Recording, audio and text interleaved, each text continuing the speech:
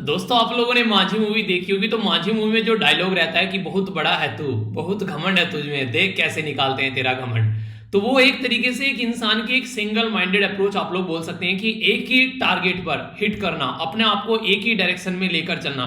तो अगर आप लोग अपने गोल को लेकर इतना ज्यादा डेडिकेटेड हो जाते हो कि आप लोगों के मन में उसके अलावा कुछ दिखता ही नहीं है, 24 घंटे उसी के बारे में आप लोग सोचते रहते हैं, वही आप लोगों के रोम रोम से आप लोगों के गोल की एक तरीके से नहीं कि आप लोग उसको इतना इंस्पायर हो रहे हैं उस चीज को लेकर कि हर जो आप लोग के मुंह से एक शब्द निकलता है तो उसी को आप लोग फील करते हुए नजर आते हैं। तो अगर एक इंसान अपने आप को उस जोन में एक बार लेकर चलाता है तो फिर उस इंसान को सक्सेस होने से कोई नहीं रोक सकता। तो बोला गया to be succeed in your mission you must have single minded devotion to your goal, यानी कि अपने गोल पर इतना फोकस लगा दो कि आप लोगों को पता ही ना चले और दुनिया में कुछ और भी चल रहा है क्या। ठीक है, अगर ये वाले जोन में आप लोग लेकर आ जाते हैं तो आप लोगों को अपना रास्ता एक पहाड़ को चीरकर बनाने से कोई नहीं रोक सकता, जैसा माझी ने बनाया था। पर लेकिन मैक्सिमम लोग जो हैं वो इसको इंप्लीमेंट नहीं कर पाते हैं। बहुत सारी चीजें पैरेलल में दुनिया में चल रही होती हैं तो उन पर बहुत सारा ध्यान उनका चला जाता है, पर लेकिन जो इंसान उसको मैनेज करने में सक्सेस हो जाता है वही इंसान अपने गोल को अचीव कर कर आगे निकल जाता है। तो दोस्तों काफी शानदार आज का ये डिस्कशन रहेगा, पेन और कॉपी लेकर बैठिएगा क्योंकि बहुत सारी ऐसी प्यारी बातें होंगी जो कि आप लोगों को नोट डाउन करनी होगी, क्योंकि आप लोगों को बहुत सारी नई चीजें बताई जाएंगी। तो जहां जहां पर आप लोगों को फील होता रहे यार ये कुछ नई चीजें हैं तो मुझे नोट डाउन कर लेनी चाहिए, तो उनको आप लोग साथ में नोट डाउन करके चलते रहना। इसी के साथ में वीडियो के अंदर आप लोगों को आंसर राइटिंग क्वेश्चन भी, इसी के साथ में और भी देखिए कई सारी इंपॉर्टेंट इन्फॉर्मेशन देखने को मिलती है। बेसिकली पूरी वीडियो जो होती है वो दो पार्ट में डिवाइड होती है। पहले पार्ट में हम लोग एडिटोरियल डिस्कस करेंगे और दूसरे पार्ट में हम लोग न्यूज एनालिसिस वाला सेक्शन डिस्कस करेंगे। जो क्वेश्चन वीडियो के बीच में पूछूंगा उनका आंसर जरूर देना, इससे आप लोग लंबे समय तक चीजों को याद रख पाओगे और एक तरीके से अगर एक बार लिखकर आप लोग उनको देख लेते हो ना तो फिर आप लोग जल्दी से चीजों को भूलते नहीं हो। और लेक्चर देखने के बाद में अगर आप लोगों को लगे यार इसकी पीडीएफ हमारे पास में होनी चाहिए तो टेलीग्राम पर जाना, सारी चीजें आप लोगों को एक जगह इकट्ठी मिल जाएगी। 1,44,000 के करीब मेंबर यहां पर जुड़े हुए हैं, आप लोगों को भी काफी फायदा होगा। सारी पीडीएफ आप लोगों को यहां पर मिल जाती है और जो क्वेश्चन आप लोगों से पूछता हूं उनके आंसर भी यहां पर मैं पोस्ट करता हूं। ठीक है, तो इसी के साथ में और भी मुझे लगता है कुछ इंपॉर्टेंट चीजें हैं वो भी यहां पर पोस्ट कर दी जाती हैं। जैसे कल जो क्वेश्चन पूछे थे सारे आंसर आप लोग यहां पर देखते हैं, मैंने यहां पर प्रोवाइड करा दिए गए हैं। और इसी के साथ में डेली 2 क्वेश्चन आप लोगों को मिलते हैं आंसर राइटिंग के लिए, तो उनको आप लोग जरूर अटेम्प्ट कीजिए। कई सारे बच्चे यहां पर अटेम्प्ट करते हैं तो आप लोग भी इसको बेसिकली जरूर अटेम्प्ट कीजिए। 52,000 के करीब मेंबर यहां पर जुड़े हुए हैं आंसर राइटिंग ग्रुप में, तो दोनों ग्रुप जो है वो फ्री ऑफ कॉस्ट है, आप लोग इनका फायदा उठा सकते हैं और अपनी एक जो पढ़ाई है जो प्रैक्टिस है उसको एक सही डायरेक्शन आप लोग दे सकते हैं। तो सीरियस कैंडिडेट की कैटेगरी में आप लोग यहां पर ज्वाइन कर सकते हैं, तो इसी के साथ में एक दूसरे का आंसर को रिव्यू भी कर सकते हैं। तो डिस्कशन काफी प्यारा रहने वाला है। आगे बढ़ने से पहले क्वेश्चन है आप लोगों के सामने, बात की जा रही है यहां पर आई फैमिलिया के बारे में। तो ये आई फैमिलिया जो है बोला गया है कि which of the following organization launched I Familia. तो बोला जा रहा है कि यूनाइटेड नेशन, इंटरपोल, इसी के साथ में डिपार्टमेंट ऑफ बायोटेक्नोलॉजी जो कि ministry of science and technology के अंडर में आते हैं, या फिर organization of economic cooperation and development. तो क्वेश्चन को अटेम्प्ट कीजिए, वीडियो के एंड में फिर मैं आप लोगों को इसका आंसर बताता हूं, तब तक आप लोग इसको अच्छे से अटेम्प्ट कीजिए। आइए तो पहले एक ओवरव्यू ले लेते हैं क्या क्या हम लोग को डिस्कस करना है और फिर यहाँ पर हम लोग एडिटोरियल डिस्कस करेंगे डिटेल में और फिर इसके बाद में न्यूज एनालिसिस देखेंगे। ठीक है, एक बच्चा पूछ रहा था सर कौन सा एडिशन आप यूज करते हो, तो देखो यार मैं डेली एडिशन यूज करता हूँ यहाँ पर। ठीक है, यानी कि जो एक तरीके से जो हमारा कैपिटल एडिशन है एक तरीके से वो मैं यहाँ पर यूज करता हूँ, उसी के हिसाब से पूरे एडिटोरियल उसी के हिसाब से पूरा न्यूज होता है आप लोग का। ठीक है, तो आप लोग इसके साथ में ज्यादा आप लोग देखते हैं कि मतलब अगर आप लोग न्यूज़पेपर जो उन्हें की हार्ड कॉपी लेते हैं तो उसके साथ में आप लोग इसको कंपेयर कर सकते हैं। ठीक है, ये वाला आर्टिकल जो है अभी रिसेंटली चाइना ने अपने यहाँ पर कुछ रूल और रेगुलेशन पास किए हैं, तो उसके चलते यहाँ पर अभी इंडिया को लेकर इसके ऊपर और ज्यादा यहाँ पर थोड़ी सी टेंशन है यहाँ पर कि किस तरीके से आगे जो है रिलेशन बिगड़ने वाले हैं, तो उसी के बारे में आर्टिकल है। तो कई सारी बातें आप लोगों को यहाँ पर जानने को मिलने वाली है इसके बारे में, तो डिटेल में यहाँ पर आर्टिकल को हम लोग समझने वाले हैं। ये आर्टिकल बड़ा ही प्यारा है, यहाँ पर बेसिकली एजुकेशन के बारे में बात कर रहा है और थोड़ा सा डिफरेंट तरीके की अप्रोच लेके चल रहा है। नॉर्मली हम लोगों ने बच्चों के बारे में बात की जो कि एक ठीक बच्चे होते हैं, बड़े बच्चे होते हैं कि एजुकेशन के बारे में, पर लेकिन जो छोटे बच्चे होते हैं उनके बारे में हम लोगों ने बात नहीं की, यानी कि अर्ली चाइल्डहुड एजुकेशन जो रिसेंटली कोविड-19 के चलते बहुत ज्यादा इंपैक्टेड हुए, तो उसके बारे में बात करेंगे। एजुकेशन के बारे में और बैकग्राउंड इन्फॉर्मेशन के साथ में नेशनल एजुकेशन जो पॉलिसी हमारी उसके बारे में कुछ बात करेंगे, तो कई सारी चीजें आप लोगों को जानने को मिलेगी, काफी अच्छे से समझेंगे। आज का बहुत इंपॉर्टेंट आर्टिकल है यहाँ पर जो रिसेंटली बहुत बड़ी न्यूज भी बनी है, यहाँ पर शाहरुख खान के जो बेटे थे उनको अभी गिरफ्तार किया गया, तो उसके चलते ये न्यूज बन गई है। तो वो जो लॉ है वो यहाँ पर किस लेवल पर काम करता है कि यहाँ पर जैसे अगर कोई पर्टिकुलर इंसान जो है, आप लोगों से अगर मैं क्वेश्चन पूछूं, एक इंसान जो है वो नशे का आदी बन चुका है, ठीक है, तो ये बिल्कुल ऐसे ही जैसे कोई पर्टिकुलर इंसान डिप्रेशन में है, वो इंसान जो है डिप्रेशन में, अगर उस इंसान को पकड़कर वो सुसाइड करने की कोशिश करे, जेल में डाल दे, तो क्या वो तरीका होगा? उस इंसान को रिहेबिलिटेशन सेंटर में भेजना है बेसिकली, ताकि उसको सुधारा जा सके। तो वही बात है, कोई नशे का आदी है तो वो एक पेशेंट बन चुका है, वो एक मरीज बन चुका है, तो उसको रिहेबिलिटेशन सेंटर में भेजना है, ना कि उसको जेल में भेजना है। तो इसके चलते एक्ट में चेंज करना पड़ेगा।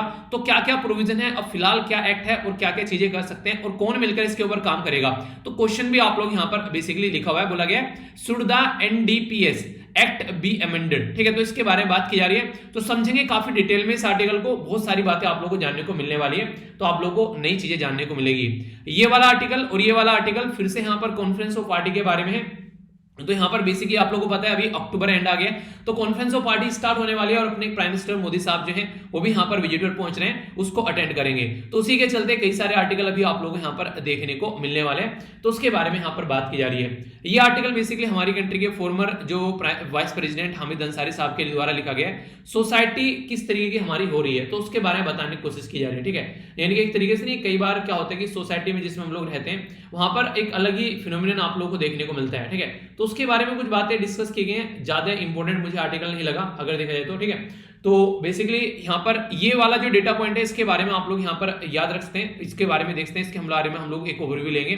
बेसिकली आप लोगों को यहाँ पर देखने को मिलेगा कश्मीर के मुद्दे के बारे में। कश्मीर का जो मुद्दा है यहाँ पर अगर उसके बारे में आप लोग बात करते हैं, तो फिलहाल रिसेंटली कई सारे लोगों की जान गई, ठीक है। कई सारे हमारी सिक्योरिटी फोर्स जो है एक तरीके से उनको भी आप लोगों ने देखा यहाँ पर अभी दिक्कतें में, ठीक है। उसी तरीके से सिक्योरिटी फोर्स जो है खासकर जो लोकल एरिया में अगर बात करें, कई सारे लोगों को जब यहाँ पर रेडिकलाइज किया जाता है तो उसकी वजह से दिक्कतें देखने को मिलती है यहाँ पर, और कई सारे और भी इंसिडेंट यहाँ पर निकल कर आए। तो टोटल मिलाकर कई सारी अभी यहाँ पर एक तरीके से आप लोगों को देखने को मिला कि कई सारे लोगों की यहाँ पर जान गई। तो उसी के बारे में बोला जा रहा है कि रिसेंटली अभी एक उस रीजन में जहां पर आर्टिकल 370 और 35A को चेंज किया गया था शांति बनाए रखने के लिए, वहां पर शांति की जगह अशांति फैलती हुई नजर आ रही है। जम्मू रीजन में, नॉर्थ कश्मीर रीजन में, सेंट्रल कश्मीर रीजन में और साउथ कश्मीर रीजन में, तो अलग अलग रीजन में बताया गया कहां कहां पर क्या क्या दिक्कतें देखने को मिली है। तो ये डेटा पॉइंट यहां पर एक ओवरव्यू यहां पर इन चीजों का दे रहा है। आगे बढ़ते हैं। सबसे पहले यहाँ पर जो आर्टिकल में डिस्कस करने वाला हूं, यहाँ पर इसी के बारे में बात करेंगे जिसको बोलते हैं एनडीपीएस। तो इसके बारे में बात की जा रही है। ये न्यूज एनालिसिस का भी पोर्शन है यहाँ पर, इस न्यूज एनालिसिस वाले पोर्शन को भी यहीं पर ही देख लेते हैं। बेसिकली जो शाहरुख खान के बेटे हैं आर्यन खान, अभी रिसेंटली बोला जा रहा है कि उनको 25 डेज के आफ्टर अभी उनको बेसिकली बेल मिल रही है, तो उसी के चलते यहाँ पर ये आर्टिकल है। तो एनसीबी क्या है यहाँ पर, इनके द्वारा उनको अरेस्ट किया गया था और सारी बातें यहाँ पर हम लोग समझने वाले हैं। सबसे पहले मैं आप लोगों को कुछ बेसिक इंफॉर्मेशन यहाँ पर बताने वाला हूँ। जैसे अगर आप लोग संविधान के अंदर जाएंगे तो संविधान के अंदर आप लोगों को देखने को मिलेगा पार्ट 4, ठीक है। पार्ट 4 में क्या है, पार्ट 4 में directive principle of state policy, ठीक है। तो डीपीएसपी में जब आप लोग जाएंगे तो डीपीएसपी आर्टिकल 36 से लेके आर्टिकल 51 तक आप लोगों को देखने को मिलती है। तो इस डीपीएसपी के अंदर जो आर्टिकल 47 है यहाँ पर, ये तो उसके बारे में जब आप लोग बात करेंगे तो ये बोलता है कि एक तरीके से यहां पर अगर इसके बारे में आप बात करेंगे, national policy on narcotic drugs and जो साइकोट्रोपिक जो सब्सटेंस होते हैं उसके बारे में अगर बात करते हैं, तो इंडियन कॉन्स्टिट्यूशन यानी कि हमारे संविधान जो है वो डायरेक्ट करता है स्टेट को कि हम लोगों को कहीं ना कहीं प्रोहिबिट करना चाहिए कि इस तरह की चीजें जो है वो कंज्यूम न कर पाए, ठीक है। ओनली मेडिसिनल पर्पज के लिए इनको यूज किया जाए, ठीक है। इनको एक तरीके से ऐसा नहीं कि किसी की हेल्थ पर इनका काफी इंपैक्ट पड़े, ठीक है। कोई नशीले पदार्थ को हम लोग को रोकना चाहिए। तो ये एक तरीके से रेस्पॉन्सिबिलिटी बोली गई है गवर्नमेंट की, ये आर्टिकल 47 के तहत, ठीक है। तो इंपॉर्टेंट है, याद रखिएगा इस आर्टिकल को, डीपीएसपी के अंदर आता है। और जितना हाई प्रोफाइल अभी रिसेंटली ये केस बन गया है, तो ऐसे क्वेश्चन आप लोगों से directive principle of state policy में डायरेक्ट स्टेटमेंट देकर आप लोगों से पूछे जा सकते हैं। अभी हम लोग जो यहां पर बात करने वाले हैं वो बात करेंगे बेसिकली एनडीपीएस के बारे में, यानी कि नार्कोटिक्स ड्रग एंड जो साइकोट्रोपिक सब्सटेंस एक्ट है 1985 1985 का, इसके बारे में हम लोग बात करने वाले हैं। यानी कि अगर कोई पर्टिकुलर पर्सन जो है वो ड्रग एडिक्ट हो जाता है, शिकार हो जाता है, तो उसके चलते हमारी कंट्री में क्या एक्ट है, क्या क्या प्रोविजन है, उसके बारे में हम लोग जानेंगे। इंपॉर्टेंट क्यों है ये, न्यूज में क्यों है अभी रिसेंटली, तो उसके बारे में अगर बात करूं, अभी यहां पर मिनिस्ट्री की साइड से प्रपोजल आया कि अगर कोई पर्टिकुलर पर्सन, दो कैटेगरी के पर्सन आप लोगों को देखने को मिलेंगे। एक पर्सन वो है जो यहां पर इस तरीके के पदार्थ को बेच रहा है, सेल कर रहा है, ठीक है। दूसरा पर्सन वो है जो खरीद रहा है यहां पर, उसको कंज्यूम कर रहा है। तो सेल करने वाला खतरनाक है, कंज्यूम करने वाला तो एक तरीके से एडिक्ट है, वो मरीज बन चुका है, ठीक है। तो बोला जा रहा है इस इंसान को जेल में डालना चाहिए और इस इंसान को बेसिकली हॉस्पिटलाइज करना चाहिए ताकि उसको रिहेबिलिटेट किया जा सके। तो इसके चलते हम लोग को इस एक्ट में चेंज करना पड़ेगा। प्रेजेंट टाइम पर वो चाहे बेचने वाला है चाहे कंज्यूम करने वाला है, दोनों को एक ही कैटेगरी में रखता है यहां पर। सॉरी। तो ये जो दोनों को एक ही कैटेगरी में यहां पर रख रहा है, ये बिल्कुल काफी एक गलत इंपैक्ट डाल रहे हैं यहां पर, क्योंकि एक पेशेंट हो चुका है, वो एडिक्ट हो चुका है चीज का, और किसी भी चीज का एडिक्शन अगर है तो वो खतरनाक है, चाहे वो किसी भी चीज का क्यों ना हो। किसी भी चीज का मतलब किसी भी चीज का, यानी कि अगर कोई भी चीज है कि आप लोग अति करोगे जिंदगी में तो हमेशा आप लोगों को नुकसान पहुंचा कर जाएगी। तो इसलिए हमेशा आप लोगों को क्या करना चाहिए, अपनी जिंदगी में एक बैलेंस बनाना चाहिए। तो यहां पर इसी के चलते बोला जा रहा है कि इनको डिफरेंस कर कर हम लोग को आगे लेकर चलना चाहिए। तो ये बात यहां पर बेसिकली एक्सप्लेन की गई है। अभी इस आर्टिकल को मैं काफी डिटेल में डिस्कस करूंगा और इस एक्ट के बारे में भी हम लोग डिस्कस करेंगे। और फिर यहां पर आप लोग अगर क्वेश्चन लिखना चाहते हैं कि should be NDPS act be amended, तो इसको क्या अमेंड करना चाहिए, और इसके अंदर एक क्वेश्चन और बन जाएगा आप लोगों को कि what is the role of society, और इसी के साथ में पेरेंट्स और टीचर, एथिकल क्वेश्चन भी आप लोगों को यहां पर बन सकता है कि अगर आप लोगों को लगता है you are the principal of particular school, और आप लोगों को लगता है उस स्कूल के अंदर में कई सारे बच्चे जो हैं वो नशे के शिकार हो चुके हैं, ठीक है, तो आप उस टाइम पर क्या स्टेप लोगे वहां पर उन चीजों को कंट्रोल करने के लिए। कई बार ऐसी केस स्टडी आप लोगों से पूछी जाती है, ठीक है। तो इसके चलते एक तरीके से ये एक ऐसा मुद्दा बन जाता है जिसमें पेरेंट्स की काफी बड़ी रेस्पॉन्सिबिलिटी हो जाती है, इसी के साथ में जो टीचर्स हैं उनकी रेस्पॉन्सिबिलिटी हो जाती है, और पूरी सोसाइटल रेस्पॉन्सिबिलिटी आप लोगों को देखने को मिलेगी।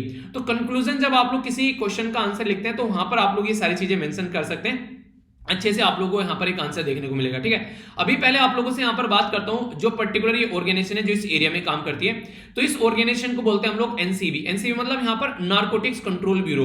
तो ये जो एक्ट है एनडीपीएस एक्ट 1985 का, उसका जो सेक्शन 8C है उसके तहत यहां पर जो भी इसके जो बेसिकली जो शाहरुख खान के बेटे को यहां पर अरेस्ट किया गया था, अगर कोई इसको यूज करता हुआ भी पाया जाता है तो यहां पर इसके चलते यहां पर गिरफ्तार किया गया।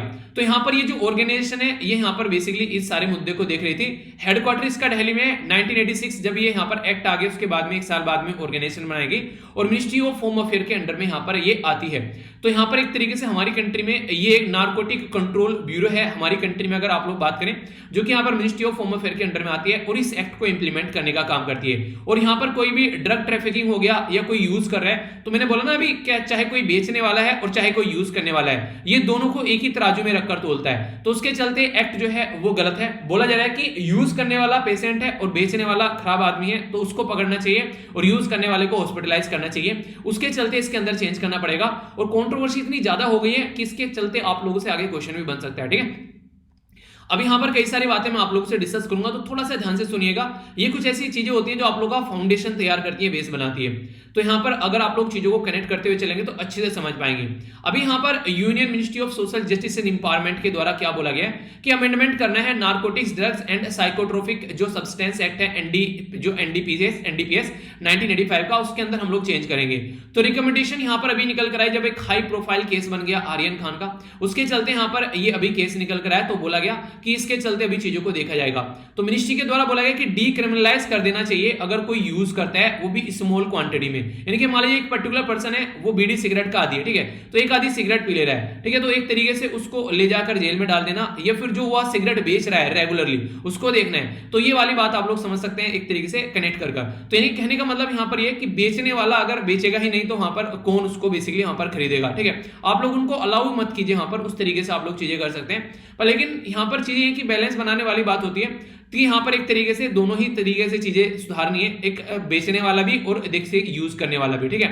तो इसके चलते सजेशन यहां पर यह कि एक तरीके से आज की डेट में अगर कोई यहां पर इस तरीके से कोई पर्टिकुलर पर्सन है जो ड्रग यूज कर रहा है, तो एक्ट जो होता है एक तरीके से यहां पर दोनों को, एंड यूजर को भी और ड्रग सप्लायर को भी एक तरीके से ट्रीट करता है। तो ये ट्रीटमेंट आप लोगों को यहां पर चेंज करना है, तो इसके बारे में यहां पर बात की जा रही है। अगर बात करें अपनी कंट्री के बारे में, तो हमारा जो देश है ये बेसिकली कन्वेंशन ऑन नार्कोटिक्स जो ड्रग है 1961, ठीक है, इसी के साथ में कन्वेंशन ऑफ जो यहां पर साइकोट्रोपिक सब्सटेंस है 1971, और कन्वेंशन ऑफ यहां पर illicit trafficking in narcotics drug and psychotropic substance 1988। तो ये यूनाइटेड नेशन के कन्वेंशन है, इसका हम पार्ट है, इसके हम सिग्नेटरी हैं। तो इसके हम लोग सिग्नेटरी हैं, तो हम लोग को अपनी कंट्री के अंदर रूल और रेगुलेशन जो है वो ऐसे बनाने चाहिए जैसे इंटरनेशनल लेवल पर उसको मैच किया जा सके, क्योंकि ये ऐसा मुद्दा है जो कि हमारे देश का लोकल इशू नहीं है। आज की डेट में अगर बात करें अफगानिस्तान में काफी लार्ज स्केल पर आप लोगों को इशू देखने को मिलेगा, जहां से इस तरीके जो सप्लाई प्रोडक्ट है वो हमारे देश में सप्लाई किए जा रहे हैं। और अभी रिसेंटली काफी ज्यादा ये इशू भी बना था कि अफगानिस्तान में तालिबान आ गए तो हमारे देश में अभी नशीले पदार्थ की जो सप्लाई है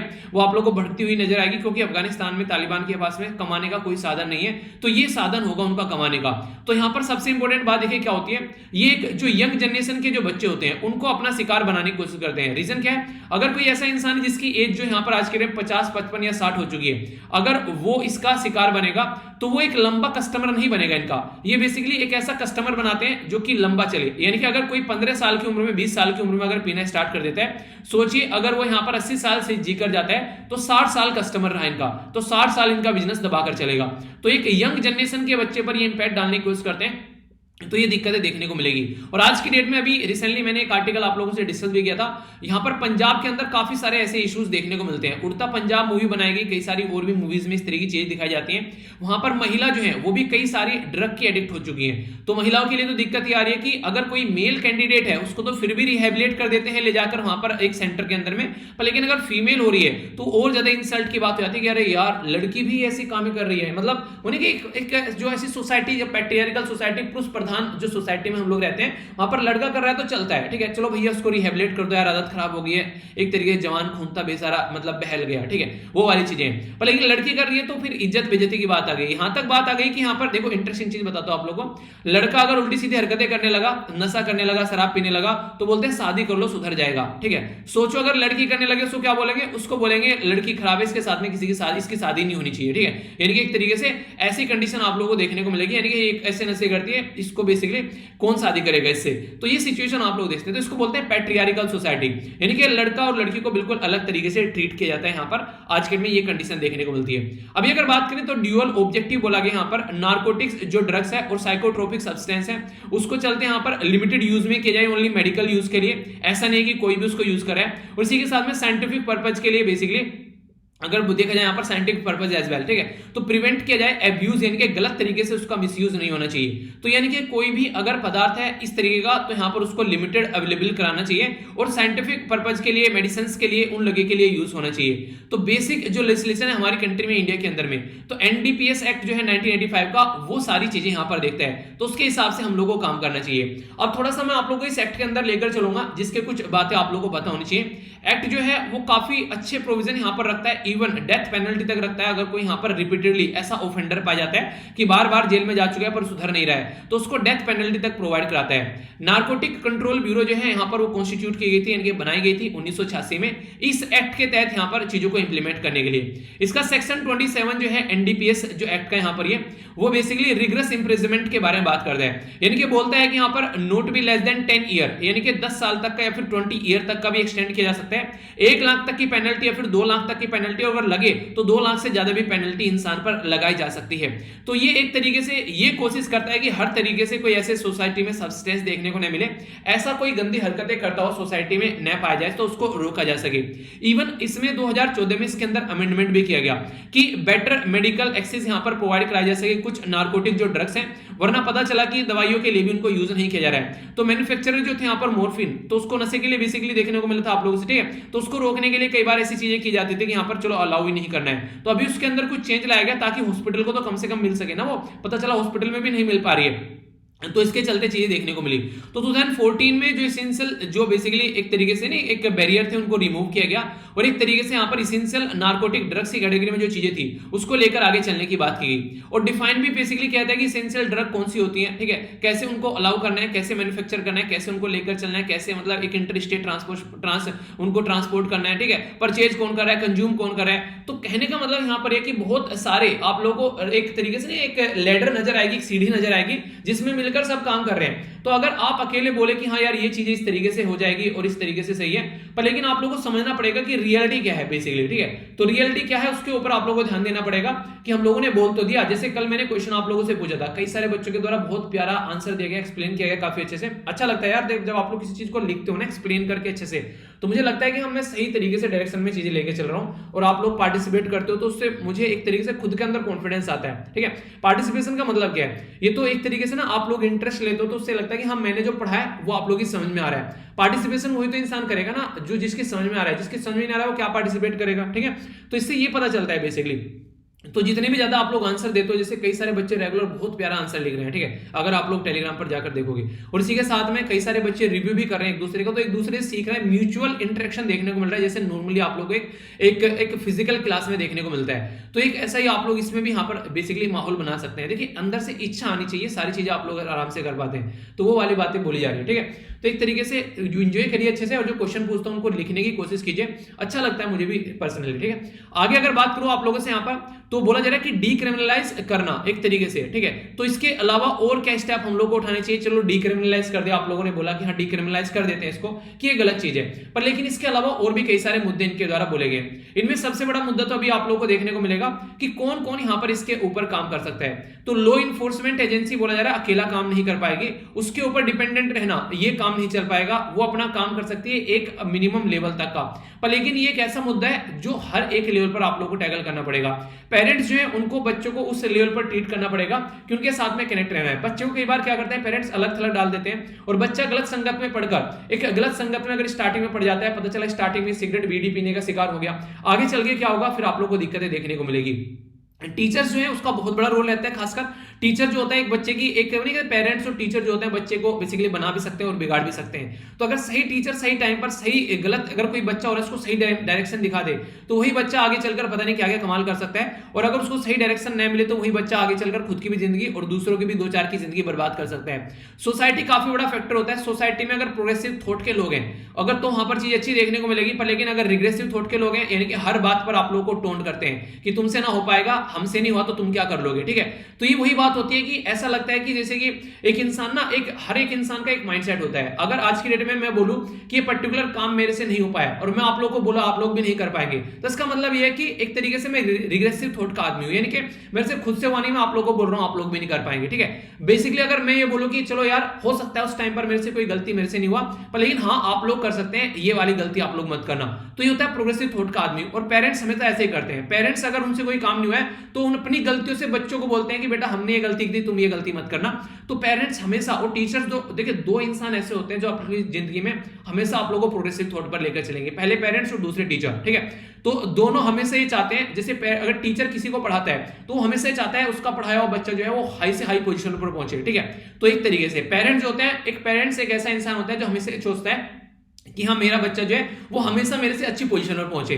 तो ये दो इंसान एक तरीके से बहुत ही एक सोसाइटी को इंप्रूव करने का काम कर सकते हैं। तो इन दो के कंधे पर पूरी रेस्पॉन्सिबिलिटी मैक्सिमम होनी चाहिए, और सोसाइटी को भी थोड़ा सा इंप्रूव होकर इन चीजों के बारे में सोचना चाहिए कि अगर कोई पर्टिकुलर पर्सन जो है, जैसे किसी का रेप हो गया, तो जिसका रेप हुआ है उस लड़की के ऊपर बेसिकली आरोप लगाया जाता है, छोटे कपड़े पहनकर घूम रही थी, रात को घर से बाहर देर जा रही थी, ठीक है, पता नहीं फोन पे कहां बातें कर रही थी, मतलब जिसने रेप किया उसको नहीं कुछ कह रहे हैं, उसको देख रहे हैं जिसका रेप हुआ है। तो ये जो एक घटिया सोच है सोसाइटी की, उसको चेंज करने की जरूरत है। तो उसके ऊपर थोड़ा सा हम लोगों को नजर डालनी है। और ये ऐसे निबंध भी आप लोगों से पूछे जाते हैं कि पैट्रियार्कल सोसाइटी जो है वो किस तरीके से आप लोगों को सोसाइटी में देखने को मिलती है। तो ये सारी चीजें आप लोगों को सोचना चाहिए, इनके बारे में सोचने समझने के मुद्दे होते हैं, इनके बारे में थोड़ा सा जानोगे समझोगे तो आप लोग एक आंसर भी अच्छे से लिख पाओगे, ठीक है।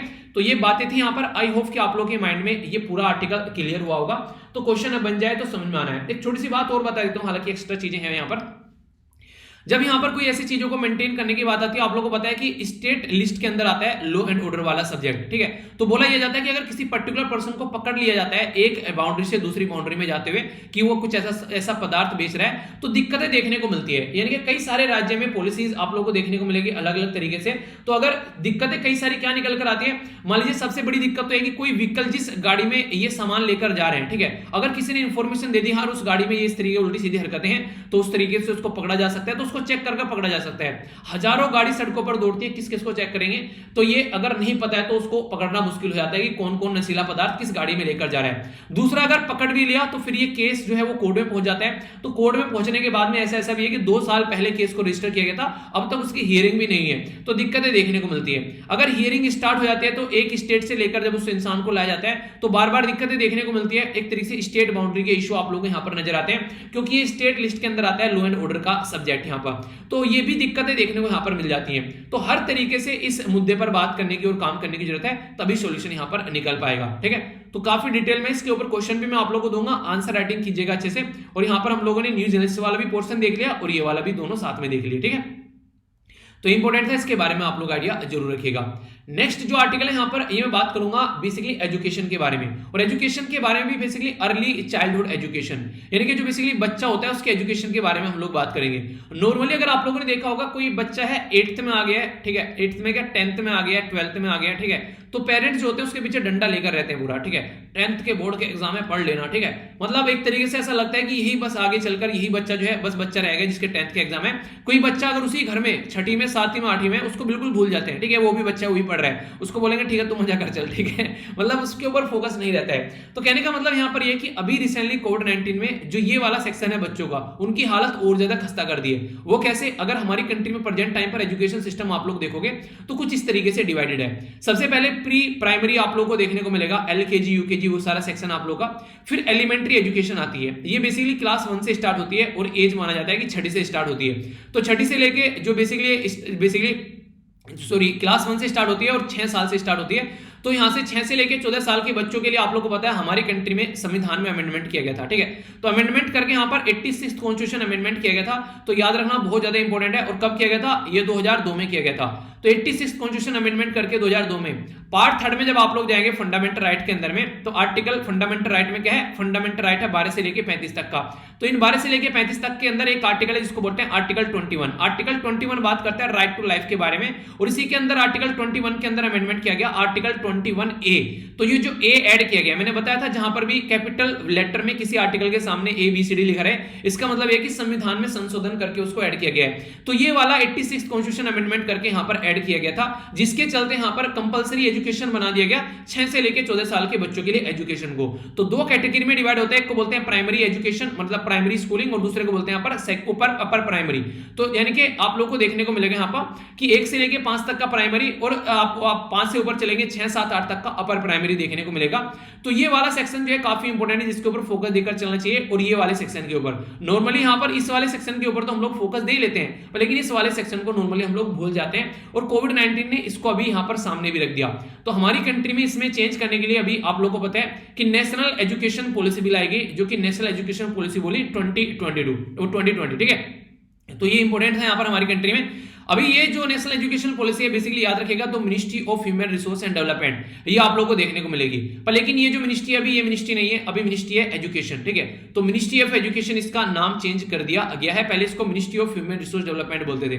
चलिए, हालांकि मैंने जब आप लोगों के लिए पॉलिसी वाली वीडियो बनाई आप लोगों को डिटेल में बताया था। एक क्वेश्चन आप लोगों से यहाँ पर पूछता हूँ, आज की डेट में अगर मैं आप लोगों से बात करूं हमारी कंट्री में जो ministry of human resource and development है, पहले इसको किस नाम से पुकारा जाता था, फिर इसका नाम कुछ और चेंज हुआ, और अब की बार इसका नाम तीसरी बार चेंज हुआ, ठीक है। तो कब इसका नाम चेंज किया गया, ठीक है। तो ये आप लोगों को जाकर इसका थोड़ा सा हिस्ट्री देखिएगा तो आप लोगों को एक आइडिया रहेगा। और एजुकेशन सेक्शन के बारे में अगर बात करें तो थोड़ी सी आप लोगों को ये ऐसी इन्फॉर्मेशन होनी भी चाहिए, ठीक है।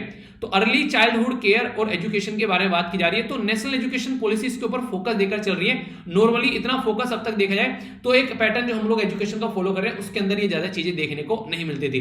तो नई एजुकेशन पॉलिसी में क्या है, आप लोगों ने कई बार पढ़ा भी है और मैंने कई बार पढ़ा भी है, 4334, ठीक है। तो ये सेक्शन बोला जाता है कि 5334, ठीक है। तो 5334 क्या है बेसिकली, इसमें किस तरीके से चीजों को डिवाइड किया गया है तो उसके बारे में बात की जा रही थी। तो बोला गया कि फाउंडेशन स्टेज है, ठीक है, प्रिपरेटरी है यहाँ पर, और मिडिल है यहाँ पर, और सेकेंडरी है यहाँ पर। तो फाउंडेशन स्टेज को बेसिकली 5 साल में रखा गया, 3 साल और 2 साल में इसको डिवाइड किया गया, ठीक है। तो यहाँ पर 5 साल में एक मल्टी लेवल एक तरीके से एक्टिविटी बेस्ड लर्निंग यहाँ पर देखने को मिलेगी, यानी कि बच्चे का एक लेवल तैयार करने की बात यहाँ पर की गई इनिशियल फेज में। जो प्रिपरेटरी स्टेज है यहाँ पर बोला गया कि प्ले डिस्कवरी एक्टिविटीज बेस्ड जो एक तरीके से बच्चों को यहाँ पर इंगेज करना है। मिडिल एज में जाकर एक तरीके से एक्सपीरियंस करना है मैथमेटिकल वाली चीजें, ठीक है, सोशल साइंस वाली, ह्यूमैनिटी वाली चीजें, और यहाँ पर मल्टी डिसिप्लिनरी एक फ्लेक्सिबल आप लोग को अप्रोच देखने को मिलेगी और लार्ज स्केल पर, यानी कि जो सेक्शन था यहाँ पर हमारा जो पहले ये डिवाइड हुआ करता था एग्जिस्टिंग जो एकेडमिक सिस्टम के अंदर में, अब यहाँ पर ये वाला सिस्टम इनके द्वारा स्टार्ट किया गया है। तो इनके इनिशियल फेज जो बच्चे का है उसको भी यहाँ पर इन्होंने इंक्लूड कर लिया है यहाँ पर, जो कि पहले हम लोग उसको इग्नोर किया करते थे। तो ये काफी इंपॉर्टेंट देखने को मिलेगा कि इस वाले फेज को अगर लेकर चलते हैं तो बहुत सारी चीजें और अच्छे लेवल पर होती है आप लोग को नजर आएंगी। तो अर्ली चाइल्डहुड एजुकेशन जो है उसको लेकर चलना है। ओवरऑल अगर बात करें बच्चे का डेवलपमेंट अगर करना है, वो नहीं कहते कि जिस घर की नींव अगर शानदार रख दी आप लोगों ने तो वो घर आपस एक तरीके से अपनी नींव पर खड़ा रहेगा बहुत अच्छे से। तो इसी को लेकर चलने की बात की जा रही है। अगर बात की जाए यहाँ पर एजुकेशन, अगर बात की जाए अर्ली चाइल्डहुड एजुकेशन के बारे में, तो कोविड-19 की वजह से बहुत ज्यादा दिक्कत हो गई, क्योंकि स्कूल वगैरह बंद हो गए काफी लार्ज स्केल पर। और यहाँ पर 14 लाख के करीब जो आंगनवाड़ी है हमारे देश में जो स्प्रेड हो रखी है, ठीक है, तो वो कंटिन्यू यहाँ पर इन सब चीजों में काम करती है, पर लेकिन काफी लो अभी चीजें देखने को मिली। तो अर्ली चाइल्डहुड जो एजुकेशन है यहाँ पर, वो अभी कोविड-19 की वजह से इंपैक्ट हुई। तो रेस्पॉन्सिबिलिटी आ गई यहाँ पर बहुत लार्ज स्केल पर पेरेंट्स के ऊपर में कि उनको बच्चों को ध्यान में रखना है। तो अभी एक स्टडी की गई जिसको बोलते हैं यहाँ पर विधि सेंटर फॉर लीगल पॉलिसी, ठीक है, तो उसके द्वारा यहाँ पर बेसिकली स्टडी की गई और उसमें बोला गया कि 45% ऑफ जो 650 जो के प्लस हाउस होल्ड जो हैं उनका सर्वे किया गया महाराष्ट्र में। तो एक अलग ही पैटर्न यहाँ पर देखने को मिलेगा, यानी कि जो ओल्डर एक तरीके से अगर बात करें जो चाइल्ड है एजुकेशन में, तो उनको प्रायोरिटी दी जाती है, बच्चों को प्रायोरिटी नहीं दी जाती है, उनको छोड़ दिया जाता है ऐसे ही, ठीक है, कि तुम मौज कर लो, पढ़ लो जो पढ़ना है तुमको, ठीक है। तो ये काफी इंपॉर्टेंट है यहाँ पर कि बच्चों को प्रायोरिटी में रखना है, तभी जाकर चीजें सुधरेंगी। तो इसी के चलते फोकस देने की बात की गई बच्चों के ऊपर, ठीक है। तो बोला गया 3 to 6 जो यहाँ पर आप लोगों को देखने को मिलेगी जो ईयर है ये काफी इंपॉर्टेंट होते हैं, और मेजॉरिटी ऑफ टाइम में बच्चे को यहाँ पर इग्नोर किया जाता है। तो उसके ऊपर फोकस देकर चलना चाहिए अगर बच्चे का ओवरऑल डेवलपमेंट करना है, यानी कि इनिशियल फेज में बच्चा बहुत सारी चीजें सीख रहा होता है। आप लोगों ने देखा होगा बच्चा कि पापा ये क्या है, मम्मी ये क्या है, उनको ये सारी चीजें मतलब बहुत ज्यादा क्यूरियोसिटी रहती है। और बच्चों की अगर क्यूरियोसिटी है, देखो अगर आप लोगों को किसी चीज का पता नहीं है ना, बच्चा कुछ पूछ रहा है आप लोगों से, तो आप लोग ये बोल दो बेटा पता नहीं है, अभी बाद में इसको सर्च कर बताता हूँ, बहुत अच्छा क्वेश्चन पूछा आपने, ठीक है। पर लेकिन अगर आप उसको धमकाओगे कि हाँ बदतमीज क्या कैसे कैसे बातें पूछता रहता है, चुप कर, 24 घंटे डिस्टर्ब करते रहता है, तो उसकी क्यूरियोसिटी अगर एक बार मरनी बंद हो गई, मरनी स्टार्ट हो गई ना, कि क्यूरियोसिटी इंसान एक तरीके से बच्चे की मतलब पूछ रहा है तो उसको लग रहा है कि डांट देंगे, डर गया वो, ठीक है, तो फिर इंसान क्वेश्चन पूछने से जिंदगी भर डरेगा, ठीक है। तो ये पेरेंट्स की और टीचर की रेस्पॉन्सिबिलिटी होती है कि उनकी क्यूरियोसिटी जो है उसको बेसिकली एक तरीके से सारी उनके आंसर दे, उनको सही डायरेक्शन में उनको लेकर चले, तो यहां से बच्चे का एक बेस बन जाता है। तो मैक्सिमम डेवलपमेंट बच्चे का यहां पर देखने को मिलता है, और एक बार नींव रख दी फिर तो बच्चा आगे दौड़ता है। अगर बात करें होम में इन्वायरमेंट कैसा है वो देखने को मिलेगा, जो काफी इंपॉर्टेंट है, और घर में काफी सारी दिक्कतें फिलहाल देखने को मिलती है। अभी अगर बात करें यहाँ पर इनके द्वारा देखा गया कि एक तरीके से कि अर्ली जो ईयर है स्कूलिंग की वो काफी सिग्निफिकेंस है, खासकर लैंग्वेज स्किल के बारे में भी। अभी मैं कुछ बातें आप लोगों को यहाँ पर बताता हूँ। जैसे अर्ली चाइल्डहुड एजुकेशन के बारे में अगर बात करें तो यहाँ पर जब स्टडी की गई तो उसके अंदर कई सारी चीजें देखने को मिली कि कॉग्निटिव जो यहाँ पर स्किल होती है, एक ज्ञान संबंधी या संज्ञानात्मक अगर बोले हिंदी में इसको, तो यहाँ पर बच्चों को एक इस लेवल पर डेवलप करना काफी ज्यादा जरूरी है स्टार्टिंग में। और टीचर जो है यहाँ पर एक तरीके से कई सारी बातें यहाँ पर टीचर के द्वारा बोलेगी कि अभी रिसेंटली जब बोला गया कि यहाँ पर टीचर के द्वारा कंसर्न देखने को मिला कि अभी जो बच्चे हैं खासकर जो स्कूल में यहाँ पर घरों पे हैं, तो उनको बहुत सारी दिक्कतें देखने को मिल रही है। सबसे बड़ी दिक्कत तो यहाँ पर यह कि अर्ली चाइल्डहुड अगर बात करें एजुकेशन के बारे में, यहाँ पर उनको पेरेंट जो है वो प्रॉपर उस तरीके से हैंडल नहीं कर पा रहे जैसे तरीके से हैंडल करना था, ठीक है। डिजिटल मोड में अगर उनको कुछ काम करना है, ठीक है,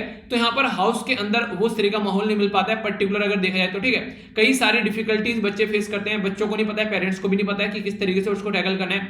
आज की डेट में तो आप लोग बेसिकली टेक्नोलॉजी के साथ में कनेक्ट है, आप लोग ये काम कर पा रहे हैं, पर सोचिए कुछ पेरेंट्स ऐसे हैं जो गांव में रहते हैं आज के डेट में, उनको पता ही नहीं है कि प्रॉपर वे में टच स्क्रीन मोबाइल भी कैसे चलाना है। वो आज के डेट में भी बटन वाला खटके वाला मोबाइल यूज कर रहे हैं, तो किस तरीके से यहाँ पर चीजें निकल कर आएंगी तो आप लोग समझ सकते हैं। तो ये काफी बड़ी दिक्कत है अभी देखने को मिली।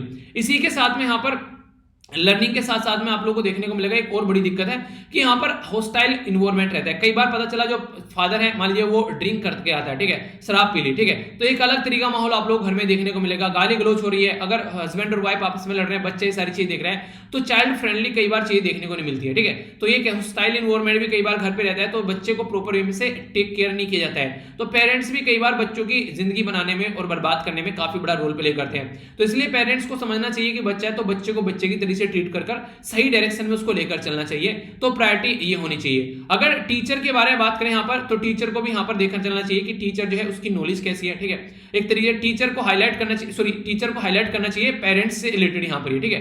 एक तरीके से पेरेंट टीचर ने हाईलाइट किया कि पेरेंट्स को क्या क्या दिक्कतें हैं। तो यहाँ ये बोला गया बेसिकली टीचर ने, जिससे टीचर का एक एनालिसिस किया ना, टीचर ने बताई ये बातें कि हाँ ऐसा ऐसा कुछ देखने को मिल रहा है। तो टीचर ने बोला कि पेरेंट्स को ज्यादा नॉलेज नहीं है, ठीक है, इसी के साथ में टाइम नहीं है उनके पास में, और जिसके पास में टाइम भी है तो कई बार उनके पास में रिसोर्सेज नहीं है, एक ऐसे सोसाइटी के तबके से आते हैं, ठीक है। तो इसके चलते कैपेसिटी ऑफ द तो कैपेसिटी जो टीच करने के बच्चों को नहीं मिल पाती है, और स्ट्रगल करते हैं टेक्नोलॉजी के साथ में भी। उनको कई बार मोबाइल में ऐप लॉन्च करना है, ऐप डाउनलोड करना है, वो सारी चीजें उनको नहीं पता होती है। तो डिजिटल जो डिवाइड देखने को मिलता है ये भी काफी बड़ी इंपैक्ट यहाँ पर डालता है। टोटल पॉपुलेशन हमारी कंट्री में अभी तो 1.3 मिलियन यहाँ पर आप लोगों को देखने को मिलेगी। एक्टिव इंटरनेट यूजर कितने हैं वो भी थोड़े बढ़ गए हैं, अभी थोड़ा पुराना डेटा है, तो ये आप लोगों को देखने को मिलेगा अगर देखा जाए। इसमें से एक्टिव सोशल मीडिया यूजर कितने हैं, यूनिक मोबाइल फोन यूजर कितने हैं, और active mobile phone social user कितने हैं, तो अलग अलग डेटा आप लोगों को देखने को मिलेगा। यानी कि इतनी सारी जनता में आज भी बहुत सारे लोग ऐसे हैं जो कि मोबाइल यूज नहीं कर रहे हैं, इंटरनेट यूज नहीं कर रहे हैं, ठीक है। अगर अपने बाबा दादी की आप लोग बात करिए अगर वो एक सही एक तरीके से स्टार्टिंग से चीजें यूज करते समझ में आता है। पर लेकिन गांव में आप लोग को आज के डेट में देखने को मिलेगा बस वो उनको फोन दिया जाता है कि बात कर लो, चलो ठीक है, ठीक है, उसके अलावा उनको पता ही नहीं होता इवन फोन किससे काटा जाता है अगर बाबा दादी की आप लोग बात करो, ठीक है। तो इस तरीके से ये सिस्टम आप लोग को देखने को मिल रहा है। तो बहुत सारी ऐसी प्रॉब्लम आ रही है एजुकेशन सिस्टम को लेकर, तो हाउस होल्ड को भी इंपावर करने की यहाँ पर बात की जा रही है, ठीक है। इसी के साथ में यहाँ पर अगर बात करें इंपावर किया जाए हाउस होल्ड को, यानी कि एक तरीके से पेरेंट का जो एंगेजमेंट है उसको बढ़ाया जाए और टाइम और रिसोर्सेज के बारे में बात की जाए। सबसे इंपॉर्टेंट बात यहाँ पर ये, कई सारे पेरेंट जो है अभी रिसेंटली अपनी जॉब खो बैठे हैं, तो घर में इनकम जो है काफी दिक्कत हो गई, तो इनकम का काफी इशू बनता है। इवन फूड सिक्योरिटी यानी खाना भी टाइम पर नहीं मिल पा रहा है, तो वहां पर आप लोग कैसे चीजों को लेकर चलोगे, ठीक है। पहला इंपॉर्टेंट मुद्दा ही हो गया। सेकंड ये कि कलेक्ट करना चाहिए इन्फॉर्मेशन अबाउट टीचर एक्सपीरियंस, ठीक है। तो किस तरीके से यहाँ पर इंगेज किया जा रहा है, तो पेरेंट और जो एक तरीके चिल्ड्रन जो है कैसे चीजों को लेकर चल रहे हैं, क्या क्या चीजें, तो उसका एक एनालिसिस करना चाहिए, तो इंगेजमेंट देखनी पड़ेगी। उसी के साथ में टीचर जो है वो एक सेंटर थीम यहाँ पर रहता है, ठीक है। तो टीचर को यहाँ पर एक तरीके से काफी अच्छे एफर्ट लगाने पड़ेंगे और श्योर करना पड़ेगा कैसे चीजों को लेकर चल जाए। पर लेकिन ये भी देखना पड़ेगा टीचर के ऊपर बर्डन ना पड़ जाए बहुत ज्यादा, ठीक है। पता चला टीचर ही यहाँ पर बर्डन में आ गया, तो एक बैलेंस अप्रोच लेकर आप लोग यहाँ पर चलनी पड़ेगी। तो ये काफी इंपॉर्टेंट आर्टिकल आप लोग यहाँ पर इसको बोल सकते हैं, ठीक है। तो इसके बारे में आप लोग आइडिया रखिएगा। नेक्स्ट जो इंपॉर्टेंट आर्टिकल है यहाँ पर, ये आर्टिकल आप लोगों से बेसिकली ये एक न्यूज एनालिसिस के अंदर भी आप लोग इसको बोल सकते हैं यहाँ पर, ठीक है, क्योंकि ये इसका पार्ट है और मैं आप लोगों को ओवरव्यू भी यहाँ पर दूंगा। तो दोनों जगह एडिटोरियल भी है और न्यूज एनालिसिस के अंदर भी है।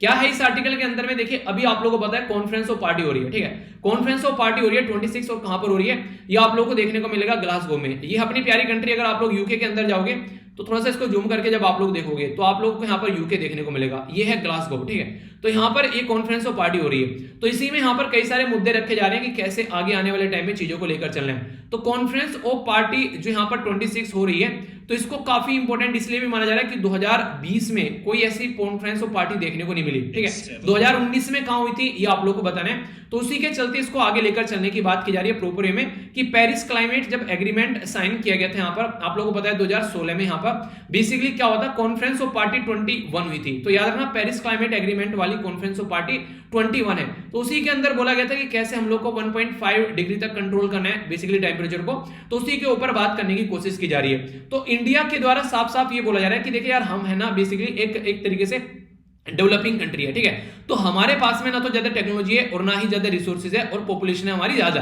तो आप लोगों को थोड़ा सा सपोर्ट प्रोवाइड कराना पड़ेगा, अकेले हमारे बस की बात नहीं होगी, ठीक है। तो इसलिए यहाँ पर जब डोनाल्ड ट्रंप थे वो यहाँ पर बाहर निकले थे तो इंडिया ने यही बोला था कि अब दिक्कतें होने वाली है, पर लेकिन जल्दी ही डोनाल्ड ट्रंप का पत्ता कटा और जो बाइडन आ गए, तो ये एक अच्छी खबर थी हमारे लिए। तो जो बाइडन इसके ऊपर काफी अच्छे से काम भी कर रहे हैं और हमारी कंट्री के ऊपर भी एक प्रेशर डाला जा रहा है कि हम लोग भी जीरो एमिशन के ऊपर फोकस देकर चले, ठीक है। हालांकि हमारी कंट्री भी उस जोन में नहीं है कि जीरो एमिट हम लोग करने के ऊपर आए, क्योंकि अभी हमारी पॉपुलेशन ही इतनी है कि अगर हम लोग पर कैपिटा एमिशन देखें तो 9वें-10वें नंबर पर हम लोग आते हैं, पर लेकिन ओवरऑल एमिशन में अगर पॉपुलेशन के बेस पर देखें तो फिर भी हम लोग ठीक ठाक पोजीशन पर आते हैं, लगभग तीसरे नंबर पर, ठीक है, बोल सकते तीसरे चौथे नंबर पर। तो यानी कि कहने का मतलब ये कि हम पॉपुलेशन के हिसाब से भी अगर काम करें तो देखना पड़ेगा। और वैसे हम लोगों ने कुछ कम काम तो करने रखा है, हम अपने टारगेट आप लोगों ने देखा कि 175 गीगावाट के बारे में बात की गई थी, याद रखना इंपॉर्टेंट पॉइंट है 2022 तक का, ठीक है। अभी हम लोगों ने इसको बढ़ाकर 450 गीगावाट कर दिया, कब तक का, 2030 तक का, इवन 800 तक ले जाने की बात की जा रही है। तो we are already working on in this particular direction, ठीक है। तो इसके लिए हम लोग काम कर रहे हैं और इंपॉर्टेंट मुद्दा यहाँ पर ये भी है, इंटरनेशनल सोलर अलायंस को भी हम लोग काफी अच्छे से सपोर्ट करके चल रहे हैं, तो वो वाला मुद्दा आप लोग को देखने को मिलेगा। पर लेकिन अभी हम लोगों ने बोला 2024 तक का कोयले का यूज बढ़ाना है, ठीक है, क्यों कोयला अभी बहुत बड़ा एक एरिया है हमारी कंट्री में जहां से हम लोग इलेक्ट्रिसिटी जनरेट करते हैं। कोयले से जनरेट की गई एनर्जी का नाम याद रखिएगा, उसको थर्मल एनर्जी बोलते हैं बेसिकली, ठीक है। तो ऐसे भी स्टेटमेंट दी जाती है आप लोगों से। तो यहाँ पर अभी इससे रिलेटेड थर्मल एनर्जी से रिलेटेड भी क्वेश्चन आप लोगों से पूछा गया था, ठीक है। तो यार ये बेसिक चीजें होती हैं, अगर इनके बारे में याद रहेगा तो कंफ्यूजन नहीं रहेगा और चीजों को लंबे समय तक आप लोग याद भी रख पाओगे, तो इनको कभी भी आप लोग को हल्के में लेकर नहीं चलना है, ठीक है। तो ये बेसिक चीजें होगी यहाँ पर, ओके।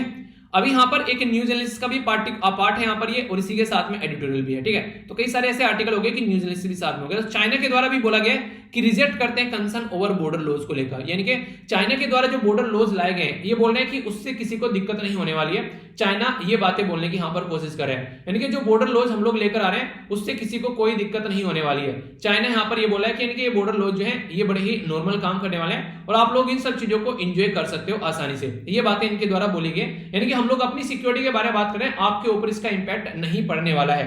तो इंडिया और चाइना के बॉर्डर को लेकर भी रिसेंटली काफी सारे इशू रहे और हम लोगों ने देखा भी यहाँ पर काफी लार्ज स्केल पर जो झड़प भी रही यहाँ पर इस पर्टिकुलर एरिया में, ठीक है। तो अभी चाइना क्या कर रहा है, चाइना कर रहा है कि जहां जहां पर झड़प है वहां पर अपनी आर्मी वगैरह लगाएगा और ज्यादा उस एरिया में डेवलपमेंट करेगा ताकि और अच्छे से चीजों को टैकल किया जा सके। तो इंडिया का कंसर्न यहाँ पर यही है कि आगे आने वाले टाइम में इशू सुधरने के बजाय और बिगड़ने वाले हैं। 14 ऐसी कंट्री जिसके साथ में चाइना की झड़प चल रही है, उसमें से जो भूटान और इंडिया है वो सबसे ज्यादा यहाँ पर अभी फिलहाल डिस्प्यूट का रीजन है, इंडिया और भूटान है चाइना के साथ में। तो इसके ऊपर काम करने की काफी ज्यादा जरूरत है। तो ये बोला है कंसर्न का कोई इशू नहीं है यहाँ पर, ये हम लोग इसको इस तरीके से लेकर नहीं चल रहे हैं, जबकि इनकी हरकतें सारी ऐसी हैं कि उसमें कहीं भी शांति बनाने वाली बात है ही नहीं है। तो ये दिक्कत आप लोग को यहाँ पर देखने को मिलेगी बेसिकली प्रेजेंट टाइम पर। उसे कई सारे रीजन भी बोले जाते हैं। अभी अगर बात करें हमारी कंट्री के द्वारा इंफ्रास्ट्रक्चर डेवलपमेंट किया गया था यहाँ पर बेसिकली दारबुक सिको, जो यहाँ पर दौलत बेग जो ओडी वाला रीजन था यहाँ पर हमारे द्वारा बेसिकली यहाँ पर डेवलपमेंट किया गया। क्वाड का हम लोग पार्ट बन गए तो इससे इनको मिर्च लग रही है यहाँ पर, ठीक है। चाइना पाकिस्तान इकोनॉमिक कॉरिडोर के ऊपर हमारा जो है बेसिकली रिएक्शन अलग रहता है, ठीक है। तो उसको लेकर आप लोगों को देखने को मिलेगा, ठीक है। साउथ चाइना सी में जो यहाँ पर इनका एग्रेशन बढ़ रहा है वो रीजन है। कोविड-19 के लिए रेस्पॉन्सिबल चाइना को ठहराया जा रहा है वो रीजन है। और इंडिया एशिया में जो पावर की तरीके से निकल कर आ रहा है तो उसको यहाँ पर सप्रेस करने की कोशिश इनके द्वारा की जा रही है। तो कई सारे ऐसे मुद्दे हैं जिसके ऊपर आप लोग अगर लिखने के लिए भी आ जाए तो ये इंपॉर्टेंट पॉइंट आप लोग अपने माइंड में जरूर क्लियर रखेगा। और जो एरिया है ये मैंने आप लोगों को बताई है, इसके बारे में कोई कंफ्यूजन आप लोगों के माइंड में नहीं होना चाहिए, ठीक है। तो बेसिकली इसके बारे में यहाँ पर बात की जा रही है, ओके। आइए अब आगे चलते हैं। नेक्स्ट जो पोर्शन रहने वाला है यहाँ पर एनालिसिस को थोड़ा सा और डिटेल में देखते हैं अलग अलग, क्योंकि अभी कई सारे तो पोर्शन मैंने आप लोगों को करवाई थी यहाँ पर कवर, ठीक है। बाकी अब यहाँ पर कई सारी चीजें और भी आप लोगों को देखने को मिलेगी एनालिसिस के अंदर में, उनको समझते हैं कि कर और कई सारी बातें आप लोगों को जानने को मिलेगी। सबसे पहले यहाँ पर जीएसटी के बारे में बात की जा रही है। सेंटर के द्वारा अभी रिलीज किया गया फाइनल जो ट्रेंच है जीएसटी का, बोला गया 1.59 लाख करोड़ रुपए जो है वो ट्रांसफर किए गए। तो बैक टू बैक लोन जो है यहाँ पर अभी स्टेट के पास में पहुंचने वाला है। तो कर्नाटका को अच्छा खासा मिला है यहाँ पर, फिर महाराष्ट्र, फिर गुजरात, फिर पंजाब, फिर केरला। तो ये वाला अभी यहाँ पर पैसा इनके पास में पहुंचेगा। तो जीएसटी जो है देखिए वो सेंटर स्टेट रिलेशन के बारे में जब बात करते हैं तो काफी इंपॉर्टेंट मुद्दा यहाँ पर बन जाता है। आप लोगों से अभी क्वेश्चन ही पूछा गया यहाँ पर जीएसटी के बारे में जो इसके अंदर में, ठीक है। तो यहाँ पर ये था बेसिकली 101 कॉन्स्टिट्यूशन अमेंडमेंट एक्ट 2016 में इसको लाया गया था। और फिर 2017 में यहाँ पर कौन सा महीना था आप लोगों को पता होगा, हम लोग जीएसटी डे किस दिन सेलिब्रेट करते हैं, चलिए आप लोग ये बताइए, ठीक है। तो इसके अंदर आप लोग को देखने को मिलेगा तो ये अमेंडमेंट जो बिल था वो 122वां था, उसके अंदर चेंज किया गया। तो सेंट्रल जीएसटी को कवर करने की जो कोशिश की जाती है तो यहाँ पर इसके अंदर एक्साइज, ये सर्विस टैक्स, ये सब देखने को मिलेगा। जीएसटी कवर करता है वेट वगैरह, इसके अंदर आप लोग को चीज देखने को मिलेगी। और इंटीग्रेटेड जीएसटी कवर करता है यहाँ पर ये सारी चीजें। तो अगर बात करें आर्टिकल 246 के तहत यहाँ पर बेसिकली आप लोग को देखने को मिलेगा यहाँ पर इस तरीके से जो जीएसटी के बारे में बात की जाती है। तो यानी कि एक तरीके से बोला जाता है कि आर्टिकल जो स्टेट हैव टू एक तरीके से पावर टू जो टैक्स है जीएसटी के अंदर में, तो आर्टिकल 246 इसके बारे में बात करता है, ठीक है। 246 का ए, मैंने बोला था ना अगर किसी भी आर्टिकल के सामने कैपिटल लेटर लिखा है तो इसका मतलब ये है कि बेसिकली वो जो आर्टिकल है यहाँ पर वो एक अमेंडमेंट करके ऐड किया गया है। और जीएसटी काउंसिल के बारे में जरूर याद रखिएगा, ये 279A, इसके अंदर जीएसटी काउंसिल को बेसिकली यहाँ पर फॉर्म किया जाता है, एक तरीके से यहाँ पर फॉर्म किया जाता है बाय प्रेसिडेंट, ठीक है। और एडमिनिस्टर किया जाता है जीएसटी काउंसिल को, चेयरमैन इसके रहते हैं फाइनेंस मिनिस्टर, जो यहाँ पर चीजें डिसाइड करते हैं। तो ये बेसिक चीजें ऐसी हैं जो डायरेक्ट क्वेश्चन की फॉर्म में एग्जाम में आप लोगों से पूछी जाती हैं, ठीक है। आगे चलते हैं। यहाँ पर एक और काफी इंपॉर्टेंट मुद्दा है बेसिकली इसके बारे में अगर बात करें, ये है पोल्यूशन के बारे में। पोल्यूशन एक काफी बड़ा इशू बन चुका है और जैसे जैसे सर्दी आती है तो पोल्यूशन बढ़ता हुआ नजर आता है। तो सफर जो है वो यहाँ पर मॉनिटर कर रहा है, तो system of air quality and weather forecasting, तो ये सिस्टम जो है यहाँ पर काफी बड़ा फोकस करता हुआ नजर आता है। सफर जो है इसको बेसिकली एक एडवांस सिस्टम बोलते हैं कि system of air quality and weather forecasting का एक एडवांस सिस्टम है। क्वेश्चन कई बार बन जाते हैं जैसे कि मोस्ट एडवांस सिस्टम इसको बोला जाता है। ये इनॉग्रेट किया गया था दिल्ली में ministry of earth and science के द्वारा, ठीक है। तो पंजाब, मुंबई और अहमदाबाद में बेसिकली आप लोगों को देखने को मिलेगा 3 सिटी है, ठीक है। तो यहाँ पर इसको इसके साथ में अलग अलग सिटीज में भी अभी डेवलप किया जा रहा है। तो यहाँ पर ये बेसिकली जो बनाया गया था ये था आईएमटी पुणे, ठीक है। तो इंडियन इंस्टीट्यूट ऑफ ट्रॉपिकल जो मैनेजमेंट मेट्रोलॉजी है उसके द्वारा इसको बनाया गया और ऑपरेशनलाइज करता है इसको इंडियन मेट्रोलॉजिकल जो डिपार्टमेंट है। और ये किस मिनिस्ट्री के अंडर में आता है आप लोगों को पता ही होगा, चलिए लिखिए कमेंट बॉक्स में एक बार। इंटीग्रल पार्ट जो यहाँ पर ये एयर क्वालिटी अर्ली जो वार्निंग सिस्टम का आप लोगों को देखने को मिलेगा। और all the weather parameter like जो टेम्परेचर हो गया, रेनफॉल हो गया, ह्यूमिडिटी हो गया, विंड स्पीड हो गया, डायरेक्शन हो गया, ये आप लोगों को नजर आएगा। इसी के साथ में यहाँ पर जो अल्ट्रा वायलेट रेज हो गया, पार्टिकुलेट मैटर हो गया, मरकरी, ब्लैक कार्बन, इन सारी चीजों के ऊपर भी ये फोकस देते हुए आप लोगों को नजर आएंगे। बेसिकली काफी अच्छे से काम किया था, ऐसा बोल सकते हैं। तो मॉनिटर किया जाता है कई सारे बेंजामिन, टैलुइन और जो यहाँ पर जाइलिन, ये मरकरी, इनके ऊपर भी। और लगभग 72 घंटे पहले आप लोगों को इन्फॉर्मेशन प्रोवाइड करा देंगे ताकि इंसान जो है थोड़ा सा अपने आप को तैयार कर सके, कहीं कोई दिक्कत आ रही है, कहीं साइक्लोन आ रहा है, कहीं बाढ़ आ रही है, ठीक है, तो उस तरीके से प्रिपेयर कर सके किसान भी, फिशरमैन कोई अगर समुद्र में पहुंचा हुआ है तो उसको, तो एक तरीके से ये काम करता है। तो इसके तहत यहाँ पर अभी काफी अच्छे से चीजों को मॉनिटर किया जा रहा है, ठीक है। आगे चलते हैं। यहाँ पर बेसिकली बात की जा रही है केरला के एक स्टूडेंट को यूएपीए के तहत यहाँ पर अभी बेल कर दी गई ग्रांट, और इसी के बारे में यहाँ पर भी बात की जा रही है। तो इसके बारे में थोड़ा समझ लेते हैं आखिर क्या क्या चीजें हैं, थोड़ा सा आप लोग जान पाएंगे। बात की जा रही है यूएपीए के बारे में, तो 1967 में यहाँ पर ये एक्ट लाया गया था, जिसके तहत बोलते हैं कि अनलॉफुल एक्टिविटी को रोकने की कोशिश की जाएगी। तो अनलॉफुल एक्टिविटी प्रिवेंशन एक्ट इसकी फुल फॉर्म है। यहाँ पर अनलॉफुल एक्टिविटी को रेफर किया जाता है हमारी कंट्री में इंडिविजुअल या फिर एसोसिएशन जो कि डिसरप्ट करता है टेरिटरी इंटीग्रिटी और सोवरेनिटी, तो उसको अनलॉफुल एक्टिविटी के अंदर हम लोग मानेंगे। तो ऑफिशियल जो गजट है उसमें भी इसको डिक्लेयर किया गया, और डेथ पेनल्टी और लाइफ इंप्रिजनमेंट में इसको बेसिकली रखा गया है। बोथ इंडियन और फॉरेनर के ऊपर बेसिकली इसको अप्लाई किया जा सकता है, और इंडिया और फॉरेन की लैंड में अगर कोई क्राइम करता है तो वहां पर हम लोग मिलकर काम करेंगे, ठीक है। तो यूएपीए जो है यहाँ पर ये बेसिकली 180 डेज के अंदर इसका केस निपटाने की बात की जाती है, जैसे ये केस जो है वो दायर किया गया है। 2004 में इसके अंदर अमेंडमेंट किया गया टेररिस्ट एक्ट के नाम पर यहाँ पर, ठीक है। तो इसके चलते 34 टेररिस्ट जो आउटफिट थे उनको बैन भी किया गया। तो 2004 तक हम लोग यहाँ पर देखते थे कि यहाँ पर एक तरीके से जो एक तरीके से एक्टिविटी होती थी, रेफर किया जाता था कि एक्शन रिलेटेड हो, अगर कोई यहाँ पर देश को, टेरिटरी को कुछ हनन करने की कोशिश करता है। पर लेकिन आगे चलकर यहाँ पर पहले यहाँ पर एक पर्टिकुलर ऑर्गेनाइजेशन को हम लोग मानते थे कि हाँ ये टेररिस्ट ऑर्गेनाइजेशन है, आगे चलकर बोल दिया कि इंडिविजुअल को मानेंगे। क्यों? क्योंकि टेररिस्ट ऑर्गेनाइजेशन मान लीजिए उसका नाम एबीसी है, कोई टेररिस्ट ऑर्गेनाइजेशन, कल को चलकर उसको टेररिस्ट का दर्जा दिया, उसने अपना नाम चेंज करके बीसीए कर दिया, ठीक है, तो एक तरीके से बोल सकते हैं। पर लेकिन इंडिविजुअल नाम है, अगर किसी का नाम यहाँ पर ए है तो वो ए ही रहने वाला है, ठीक है, वो चेंज होकर बी नहीं होगा क्योंकि आधार कार्ड में वही नाम है उसका। तो इस तरीके से यहाँ पर इंडिविजुअल को टेररिस्ट के करार में डाला गया, और बोला गया director general of national investigation agency, जिसको एनआईए बोलते हैं, वो यहाँ पर केस को देखेगी, वो यहाँ पर बेसिकली यहाँ पर टैकल करेगा, ठीक है। तो इसके चलते जो एनआईए के अंदर इंस्पेक्टर या फिर अबव रैंक का पर्सन जो है वो इसको इन्वेस्टिगेट करेगा। ये कई सारी बातें यहाँ पर फिर की गई, ठीक है। तो ये बेसिक चीजें इसके बारे में आइडिया रख सकते हैं, ओके। मुल्ला पेरियार एक डैम है यहाँ पर साउथ इंडिया में, जो कि केरला और तमिलनाडु के अंदर आप लोगों को देखने को मिलता है। तो ये मुल्ला और जो पेरियार रिवर मिलती है उसके मीटिंग पॉइंट पर आप लोगों को यहाँ पर ये नजर आएगा। अभी यहाँ पर तमिलनाडु चाहता है कि उसका जो लेवल है डैम का, बांध का 142 किया जाए, पर लेकिन केरला चाहता है कि उसको 137 से ऊपर न किया जाए। तो इसके चलते दोनों के बीच में झड़प है, और उसी के बार बार ये आर्टिकल आ रहा है, ठीक है। तो इसके बारे में आप लोग याद रख सकते हैं। ये जो डैम है ये है केरला के अंदर, पर लेकिन ये मैनेज किया जाता है तमिलनाडु के द्वारा। तो इसके चलते दोनों के बीच में झड़प रहती है इस पर्टिकुलर मुद्दे के ऊपर, ठीक है। तो ये बेसिक इन्फॉर्मेशन है जो कि आप लोग कंफर्म होनी चाहिए। आगे चलते हैं। एक इंपॉर्टेंट मुद्दा है यहाँ पर जो कि काफी बार कंट्रोवर्सी का इशू भी रहता है। बात की जा रही है सीएटीएस के बारे में। तो सीएटीएस एक इसको बोलते हैं countering American adversaries through sanction है, ठीक है। तो याद रखिएगा इसके बारे में। अभी हमारी कंट्री के द्वारा S-400 सिस्टम खरीदा गया।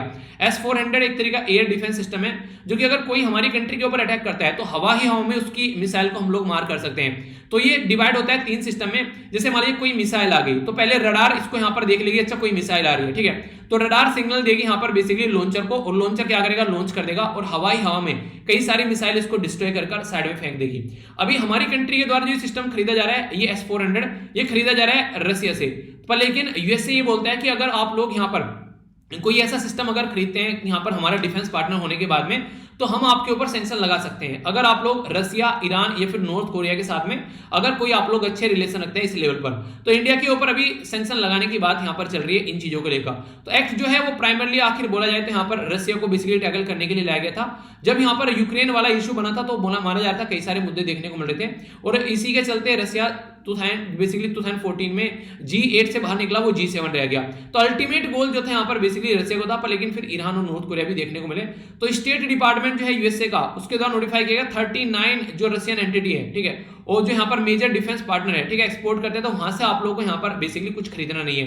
पर लेकिन इंडिया खरीद रहा है यहाँ पर प्रोडक्ट, तो इंडिया को बोला जा रहा है कि यू आर ओवर एक तरीके से मेजर डिफेंस पार्टनर, आप लोग ऐसा नहीं कर सकते, तो सैंक्शन लगाने की बात की जा रही है। तो बोला कई बार ये जाता है कि सोवरेनिटी को हट कर है, देश को खुद डिसाइड करना है उससे किससे क्या खरीदना है, ये एक तरीके से प्रेशर डालने वाली बात होगी। तो ये भी मुद्दे आप लोगों को नजर आते हैं, ठीक है। बाकी चाइना के बारे में जो बात करें तो चाइना जो है वो अभी हरकतें और ज्यादा कर रहा है। तजाकिस्तान में मिलकर बेसिकली अफगानिस्तान के साथ में मिलकर एक मिलिट्री बेस भी बनाने की तैयार की जा रही है। यानी कि चाइना जो है वो हरकतों से बाज नहीं आ रहा है और लेवल पर बढ़ रहा है, ठीक है। तो पर्टिकुलर एरिया को आप लोग मैप में जरूर देखा कीजिए, अपनी प्यारी कंट्री कंपेयर में कहां पर है, ठीक है। तो ये हो गया अफगानिस्तान और ये हो गया यहाँ पर चाइना और यहाँ पर हो गया तजाकिस्तान। तो दोनों के बॉर्डर पर देखने को मिलेगा आप लोगों को। तो तजाकिस्तान में बेस बनाने की बात करें तो हमारी कंट्री के लिए बेसिकली काफी बड़ा एक मुद्दा बन जाता है यहाँ पर, खासकर अगर सिक्योरिटी के पॉइंट ऑफ से बात करें। इंडिया और यूरोपियन यूनियन है उनके द्वारा बोला गया कि आने वाले टाइम में अपना जो बेसिकली डिस्कशन है उसको रिज्यूम करेंगे। तो यहाँ पर बायलैटरल इन्वेस्टमेंट ट्रीटी के बारे में बात की जा रही है, इसी के साथ में फ्री ट्रेड एग्रीमेंट के बारे में, और बेल्ट ऑन रोड इनिशिएटिव को भी टैकल करने की कोशिश करते हैं, ठीक है। तो ये भी एक मुद्दा आप लोगों को यहाँ पर देखने को मिलेगा। तो कई सारे ऐसे क्वेश्चन आप लोगों से डायरेक्ट पूछे जाते हैं, इनके बारे में कोई कंफ्यूजन आप लोगों को नहीं होना चाहिए, ठीक है। आगे चलते हैं यहाँ पर। अभी रिसेंटली यहाँ पर आप लोगों ने देखा कि एक पर्टिकुलर मीटिंग थी यहाँ पर, जो G7 कंट्री की मीटिंग हुई थी। तो G7 कंट्री की मीटिंग में मैंने आप लोगों को पढ़ाया था यहाँ पर, इनके द्वारा B3W के बारे में बात की गई थी। B3W क्या था, उसमें बेसिकली बोला गया था यहाँ पर इनके द्वारा कि बिल्ड बैक बेटर वर्ल्ड, यानी कि एक तरीके से फिर से हम लोग एक अच्छा वर्ल्ड बनाएंगे। और जो चाइना का बेल्ट एंड रोड इनिशिएटिव था उसमें काफी ज्यादा इन्वेस्टमेंट चाइना के द्वारा किया गया। तो उस बेल्ट एंड रोड इनिशिएटिव को टैकल करने के लिए, ताकि कंट्री जिनके पास पैसा नहीं उनको पैसा प्रोवाइड कराया जा सके, G7 कंट्री के द्वारा यहाँ पर चाइना को ऑल्टरनेटिव करने के लिए यहाँ पर ये बेसिकली निकाला गया।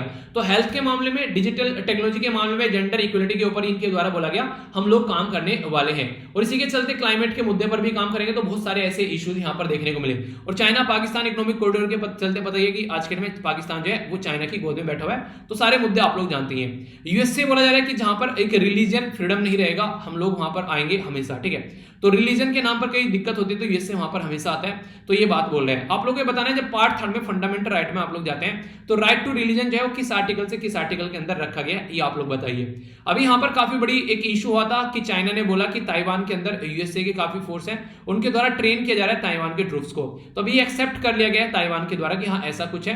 तो बाकी तो मुद्दा अभी आप लोग को पता ही है। फेसबुक के द्वारा अपना नाम चेंज किया गया, आप लोग को बताना है नाम सही क्या है फिर नहीं क्या है। तो मेटा, ठीक है। तो मेटा जो मेटावर्स बेसिकली यहाँ पर एक आप लोग बोल सकते हैं एक ऐसा सिस्टम होता है जिसके तहत आप लोग यानी तो एक तरीके से वर्चुअल जिंदगी को फील कर सकते हैं, तो वो होगा मेटावर्स। तो बोला गया कि फेसबुक, इंस्टाग्राम, व्हाट्सएप जो है वो उसकी पेरेंट जो कंपनी है वो मेटावर्स होगी। क्यों? क्योंकि फेसबुक जो है वो एक सोशल मीडिया चीज थी, पर लेकिन आपकी फिलहाल ही है फेसबुक जो है सोशल मीडिया चीज थी, पर लेकिन कंपनी जो है वो काफी एरिया में अभी बढ़ चुकी है, यानी कि इलेक्ट्रॉनिक के फील्ड में और भी कई सारे एरिया में, तो ओनली इससे काम नहीं चलेगा। तो ये बोला गया, ठीक है। तो यूएस जो है बोला जाए कि रिटर्न करे 250 जो यहाँ पर एंटिक्विटीज है बेसिकली इंडिया से रिलेटेड, तो ये बोला जा रहा है रिटर्न करेगा। तो हमारी कंट्री के लिए एक अच्छी बात है, यहाँ पर एक अच्छी खबर आप लोग बोल सकते हैं, ठीक है। बाकी जो क्वेश्चन मैंने आप लोगों से पूछा था उसका आंसर आप लोगों को पता होना चाहिए। कई बार क्वेश्चन आप लोगों से पूछ लिए जाते हैं, ठीक है। तो आंसर क्या है यहाँ पर? आंसर इसका बी, ठीक है। तो ये बेसिकली इंटरपोल के द्वारा इसको लॉन्च किया गया था, आइडेंटिफाई करने के लिए कोई मिसिंग पर्सन अगर है तो उसकी फैमिली के डीएनए के साथ में उसको मैच किया जाएगा, उसको आइडेंटिफाई किया जाएगा, तो उसको बोला आई फैमिलिया। तो इसके बारे में याद रखिएगा, ठीक है। तो यहाँ पर कई सारे क्वेश्चन भी आप लोगों से ऐसे पूछ लिए जाते हैं, डायरेक्टली मैच करने के लिए आ जाते हैं क्वेश्चन।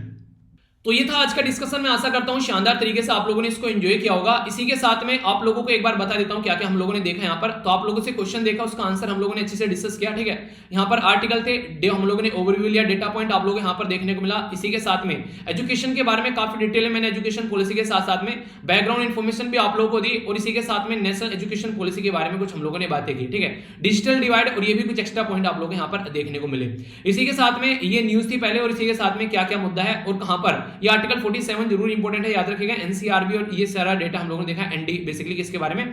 तो आप लोगों से क्वेश्चन पूछा जाए तो कंफ्यूज नहीं होना है, एनडीपीएस के बारे में, ठीक है। तो क्या क्या चीजें थी डिटेल में मैंने आप लोगों से डिस्कस किया, कोई भी कंफ्यूजन नहीं होना चाहिए, ठीक है। इसी के साथ में हम लोगों ने इंडिया चाइना जो बॉर्डर इशू था उसके बारे में न्यूज भी देखी, और क्या क्या मुद्दा भी चल रहा है और किस मुद्दे के चलते यहाँ पर दिक्कतें देखने को मिल रही है वो समझी, ठीक है। पेरिस क्लाइमेट एग्रीमेंट के बारे में मुद्दा हम लोगों ने देखा, ये भी एक इंपॉर्टेंट मुद्दा था। एयर क्वालिटी इंडेक्स के बारे में हम लोगों ने यहाँ पर बात की। इसी के साथ में हम लोगों ने बात की यहाँ पर यूएपीए के बारे में, क्या क्या चीजें आप लोगों को देखने को मिल रही है। नेक्स्ट हम लोगों ने जो यहाँ पर बात की बेसिकली ये था जीएसटी के बारे में, तो जीएसटी कंपनसेशन और जीएसटी की बैकग्राउंड इन्फॉर्मेशन हम लोगों ने समझी। इसी के साथ में जो कार्ड साइज के बारे में हम लोगों ने जाना, क्या क्या दिक्कतें यहाँ पर है, ठीक है। चाइना क्या बोल रहा है बेसिकली और यूएसए क्या बोल रहा है अलग अलग चीजों को लेकर, क्लाइमेट के मुद्दे को लेकर, ताइवान से जो न्यूज निकल के आई है वो समझी। फेसबुक के द्वारा नाम चेंज किया गया, ये इंपॉर्टेंट क्वेश्चन आप लोगों से बन सकता है वनडे टाइप एग्जाम में। तो फीडबैक जरूर दिया करो यार, आप लोगों को 5 सेकंड भी नहीं लगते फीडबैक देने में, तो फीडबैक जरूर दिया करो। और यहाँ से जाकर पीडीएफ डाउनलोड कर सकते हो, सारी पीडीएफ इकट्ठी मिल जाती है। तो नेक्स्ट लेक्चर में मिलता हूँ। बड़ों को नमस्ते, छोड़ों को प्यार, छोटी सी लाइफ एंजॉय करार। मिलता हूँ नेक्स्ट लेक्चर में, तब तक के लिए जय हिंद।